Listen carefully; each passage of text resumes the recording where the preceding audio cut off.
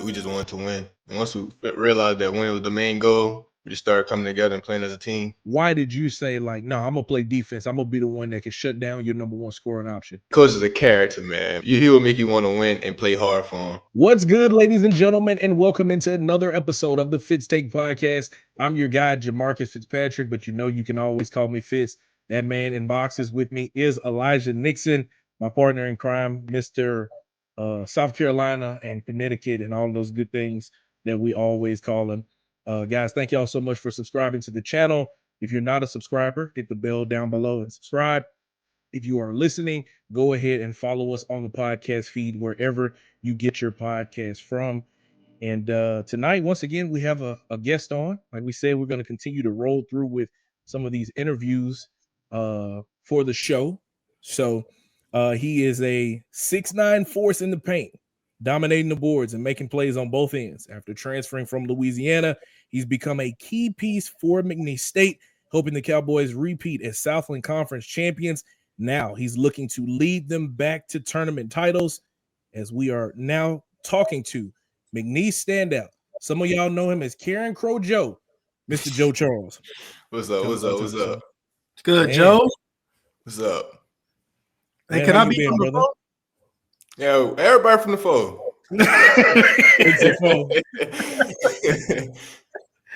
I got you, man. I got you. Well, bro, we really appreciate you for your time. We I know appreciate y'all are y'all. extremely busy, man, and trying to make things happen. Just walk us through, first of all, how the season has went for the team. I know y'all had a lot of new pieces coming in there together, trying to get things to gel. So just what are your thoughts on the way this past season went? Oh man, we came a long way. I want to say from the summer. Summer was tough because we have a lot of key pieces. Like you said, we have a lot of talent. Being on one team, we had to gel, come together, and play our parts. But like I said, we came a long way, and I like where we at right now. Now, was there anything specific that got you guys to gel? I mean, I know basketball is the goal or the thing, but was there anything specific that got you guys to gel off the court that translate to on the court? We just wanted to win. That was the main factor that most of our meetings was about, because we had a lot of meetings. We just wanted to win. And once we realized that win was the main goal, we just started coming together and playing as a team. Now, obviously, for you, you've experienced what it feels like to win a conference championship, but to get to do it there with McNeese there in Lake Charles, like how much different was it for you, and what was that feeling like once you guys knew that y'all were regular season champions as you're now going on a push to go to be tournament champions? I want to say it was a bit of a difference because I didn't win the regular season at UL, but I won the main thing. But this year, winning by the margin that we won it by 5 games, it was a big deal, And then being at the championship tournaments at Lake Charles would be a bigger thing too for us to have momentum and the fans there cheering for us. Be good. Now, you guys are on a 9-game win streak. You said you just accomplished one goal and checked that off. Now you want to win the Southland Championship. All right. Talk to me. Why is this win streak important for you right now, and what is it keeping it going for you guys right now? We didn't want to go to a tournament with a losing streak. That's for one. Winning brings momentum, brings confidence going to the tournament. Like I said, you don't want to go to a tournament and lose and one and be like, dang, we got to play again. We might lose. And you have that swagger with you if not winning the game going to a tournament. For you guys as a team, obviously, some people might look at winning a championship as just, it was easy for them to do. It was nothing hard. Like, where did the chemistry and the gelling part of the team come together? Because you see guys come together, they transfer in, and not everybody can click on the same team, right? So, like, what worked for you guys to make it all, come together? Man, it was a lot of behind the scenes, to be honest. Like I said, we did a lot of team meetings that played a part in that factor. And like I said, Coach Wade is a main part too. We had secret meetings with him, and we just wanted to win. That was the main thing. And Coach wanted to win, so we had no choice, to be honest. And I want to piggyback off that, Coach Will Wade. I mean, we see a lot of personality from him, as you can see. What is that like, feeding off of his personality and translate that on the court and things of that nature? Oh man, Coach is a character, man, but he will make you want to win and play hard for him. Because if you don't, just know that next film session is going to be one. The next day, you're going to want to play even harder. Is he like we see him as the animated guy that he is? How is he in those meeting rooms when y'all are sitting down and talking? I think I saw a clip where he was like, we ain't did nothing. We got to go out and prove ourselves. How is he in those meetings when y'all are talking? Oh, he be serious. He gonna let you know. He's even worse when we win, though. That's the killing part. When we win, he's even worse. Losing, he'll be calm. When we win, oh man, if we ain't winning how he wants us to win, he'll let you know. Yeah. But Do you have? I'm sorry. No, you good. Oh, my bad. I thought you had more. I'm sorry. Nah, you good. You good. Do you have like a favorite speech that he gave you guys? I can't say it on the podcast. Just know that speech worked every time. He let it fly, man. He let it fly. Oh, man.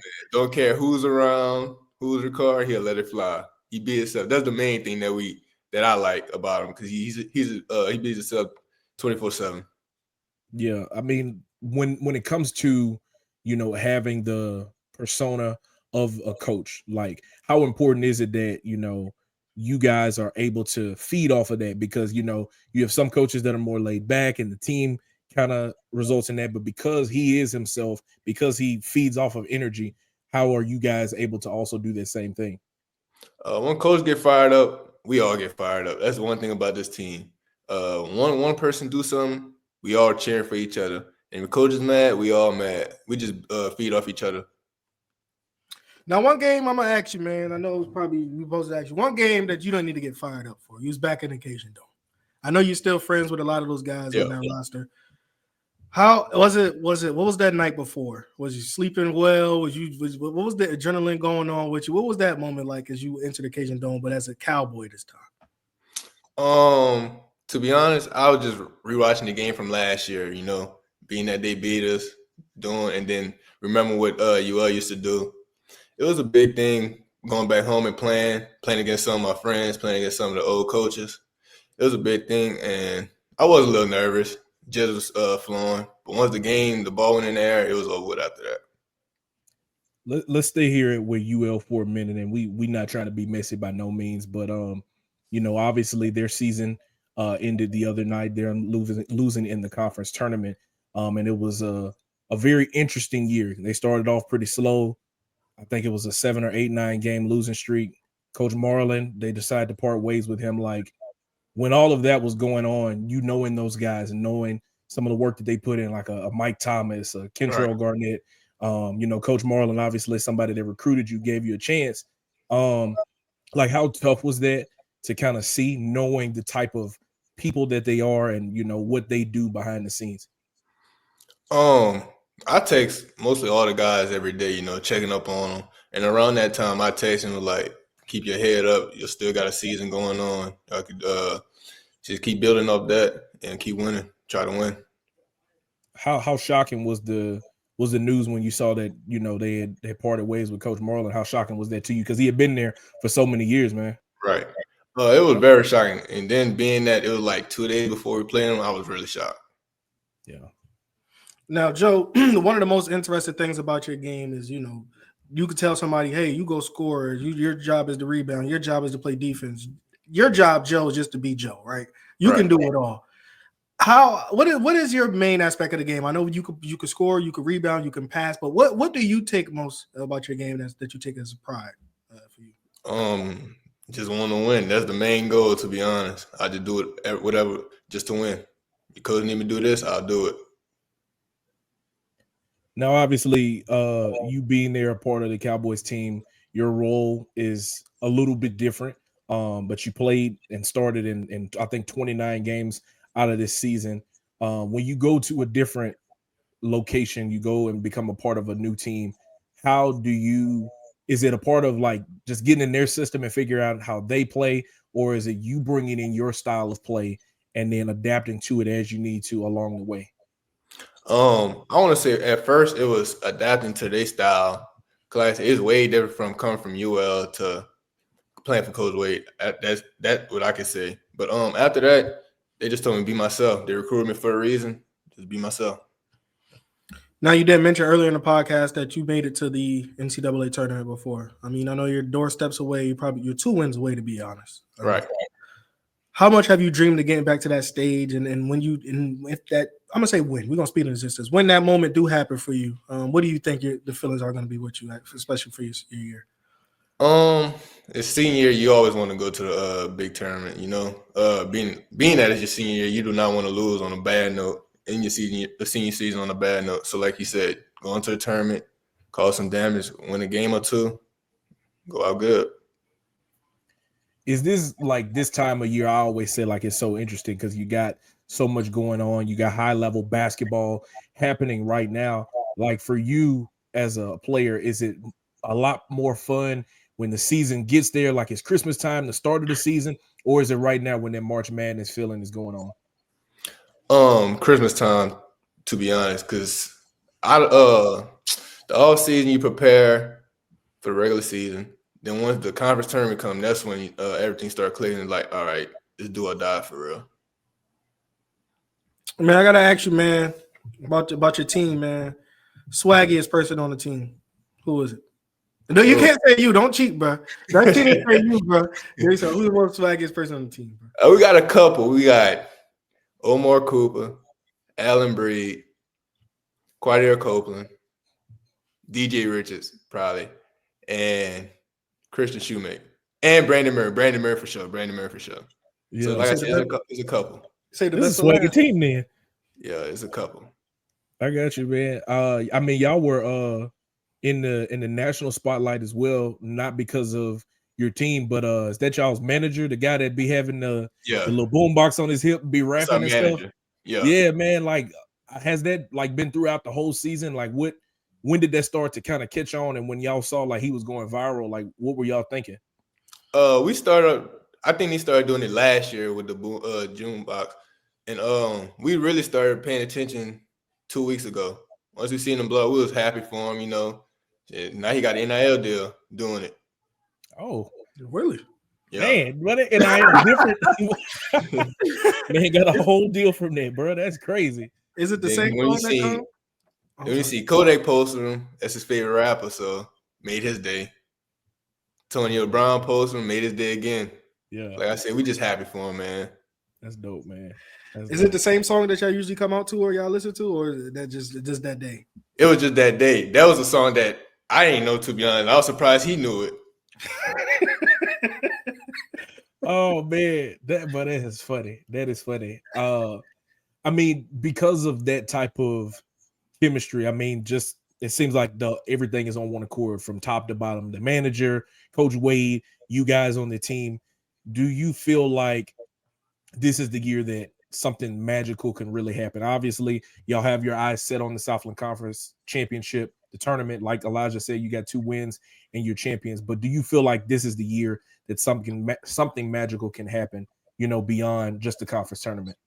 No doubt, for sure. When Coach recruited me, he set out his goals and plans and going how he planned it. Like you said, we just come all on one accord and just make something magical happen. Now, where do you rank this team as one of the best teams you ever played with? Because you were neck to neck with Alabama. Alabama was number 2 team in the country at the time. Right.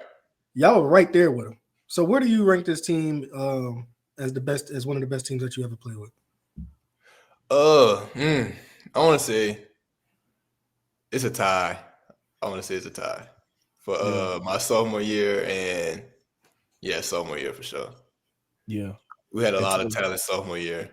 Yeah, y'all did, man. I mean, it was you, it was JB, it was Themis, you had Kobe, Jalen Dalcourt, Greg. Yeah, man, that team was special. What is it that kind of is about not just the 337 area, but like the state of Louisiana, of like the hoopers that come out? Because, you know, people might say like Louisiana isn't a basketball state, but like it's some people that come out of Louisiana that can ball out. Like, what is it that's about this area with the way guys play ball? Oh, no doubt. There's a lot of hidden gems in Louisiana. Being that we're a football state, but there's a lot of hidden talent that a lot of people haven't seen yet. Now, you being a part of the Sun Belt, winning the Sun Belt championship, McNeese regular season, and like we said, we're going to speak in existence of winning that one, the Southland. What is the secret ingredient of being a champion? I mean, you've been a part of a couple of them now. teams? What is the secret ingredient that you think it is? When adversity hits, don't crumble. That's the biggest thing. Because we faced adversity this year, and we adapted to it, which has been better ever since. And we faced adversity my sophomore year, a lot of adversity. But like I said, we just adapted, and it was good. What is it that you think is ultimately that is going to take for y'all to go on a deep run? Like we've seen, so many Cinderella stories in years past of teams that, go on runs in March Madness. Last year, I think it was NC State. Teams that get hot at the right time. Like, what do you think that it's going to take for you guys to go on a type of run like that in March Madness? I want to say just take it one game at a time, to be honest, and doing the small things, because the small things really matter. That's one thing Coach Wade had emphasized this year about us. If we do the small things, everything's going to take care of itself. But like I said, the small details and not just making a home run play just because you're on the big stage, just being yourself. And then I just got to ask you, your senior year coming to an end, what does that look like for Joe? Man, just preparing for the next step, to be honest. Like just going to the championship, going to March Madness, win some games, celebrate, just think what I'm going to do in the next stage. You mentioned about the next stage, man. Like every kid that plays basketball wants to go to the NBA, wants to play at that professional level. If this is somebody that's a scout that's looking at this podcast episode, and you have an opportunity to tell them, like, this is what you're getting if you take Joe Charles, if you add me to your roster, what is that? What is your game like that is worthy of being a next level ball player? A kid that's going to do whatever you want them to do, and a kid that just want to win, to be honest. That's the main thing for me. I just want to win. I hear the New York Knicks.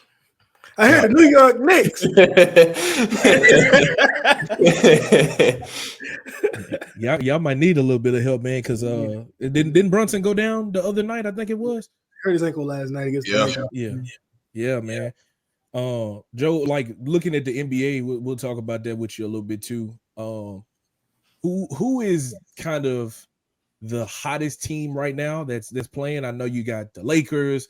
You got, Cleveland, you got Boston playing well. Who would you say is kind of that team that's really standing out that could be the one to win the championship at the end of the year? A team that I picked, to be honest, I was always say the Lakers, LeBron, but a team that's as good this year is Cleveland. Cleveland is really hot, but a team that I think could win it is OKC. A lot of people not. They sleeping on them boys, Jalen Williams and Shea Gilgeous, and man, they got some dudes over there. What do you feel like you model your game after? If you could name somebody in the NBA, that's a hard one. Yeah, a lot of people just say Jonathan Isaac from Orlando. Okay, defense and score the ball whenever he need to. So I'll probably say Jonathan Isaac. Yeah, man. I mean, you a 3-level scorer, bro. Like you can shoot the three, you can drive. But then like that defensive component is, I think, what separates you so much, because like you can guard almost 1 through 5, bro. Like you can go down in the post and you can bump with them. You can go in and step out there and play with a guard. Like where did it come from for you to embrace playing defense? Because everybody want to score, everybody want to shoot the three, everybody want to drop 30. Why did you say, like, no, I'm gonna play defense, I'm gonna be the one that can shut down your number one scoring option? I want to say it started in high school after I got hurt my second year. Once I got hurt, I know I had to change my game a lot because I couldn't do certain movements I could do before, and especially when I got to college, because everybody is that guy all on one team. So whatever the coach needs you to do, that's what you got to do. At that time, I had to play defense. Now I want to ask you something off the radar. It happened today. Well, it happened on Thursday night, I should say. Was LeBron wrong for coming after Stephen A? No. Was he wrong, bro? Was he wrong? A part of me want to say no, but a part of me want to say yeah. The part of me want to say no because, I mean, every man gonna take up for their son. If it was Steve, it was on the other hand, on the other side, Stephen A would have took up for his son. But Brian got to realize. I mean, he in the NBA. Got That's to take true, some bro. criticism. It's true, bro. And I didn't know that it was like during a game. It was during a timeout. I thought this was like at the end of the game. You know, they leaving the court and he see him and he did that. Nah, homie was like, blow a timeout. All right, we got the adjustments we need. He went over there, seeing Stephen A. and said, "Hey, all that talking you doing, like, bro, that is crazy." And then went and won the game afterwards. Won the game. Like, just like I said, part of me want to say, Brian is right because that is his son. Aaron May will take up for his son. Yeah, that's true, man. That's true. Papa Joe would do that. Oh yeah, no doubt. I can tell you that. No doubt. I can tell you that. Man, yeah, Big Joe is he did do. He know his son and what he's capable of, and he gonna fight for him. He gonna talk up for him. That's for sure. I can say that much. Man, as somebody that loves basketball, what are some things that like outside of the game that you're passionate about? Like when you're not hooping, like is it the fashion world? Is it gaming? What is something else that Joe Charles likes to do? Really gaming and listen to music. And yeah, like I said, gaming and listen to music. I love playing the game. Okay. You on that what's it, college football 25 waiting on 26 to come out? No doubt. Waiting for it. Okay. What's your favorite team you like to play with? Really a team that I like to play with as a sleeper is Florida. I run the ball Montrell Johnson every play. Can't stop. Yeah. Shout out Trill, man. Yeah. So you don't like 2K or nothing? Oh, I play 2K. But NCAA, I never played in a long time, and I paid $100 for it, so I gotta get my money worth. Well, you get the Super Max Deluxe version. God dog. I gotta get my money worth. No, so what's the top five? What the top 5 games that you say you have in rotation while you playing? 2K, MLB, Call of Duty, NCAA, and probably GTA. Oh yeah, you a real gamer. He got a good mix. He got to see me, bro. I like Call of Duty. I would play it, but like I couldn't get good like my homeboys, bro. Like they'll get on there and get on a kill streak of 25, and I'm still trying to get one. You know what I'm saying? We playing capture the flag and all that. I can capture the flag. I can't kill nobody, but I can play capture the flag. I can do that. No, that's what's up, man. That's what's up. I guess, man. I think that's all we got for you, brother. Good luck to you coming up here in the Southland Conference tournament. Y'all double buying there to the semis and getting a chance to play for a Southland Conference tournament championship, and then get yourselves there in the March Madness picture, bro. That's when it's gonna get real, then, bro. Right. That's when I'm gonna really start feeling it.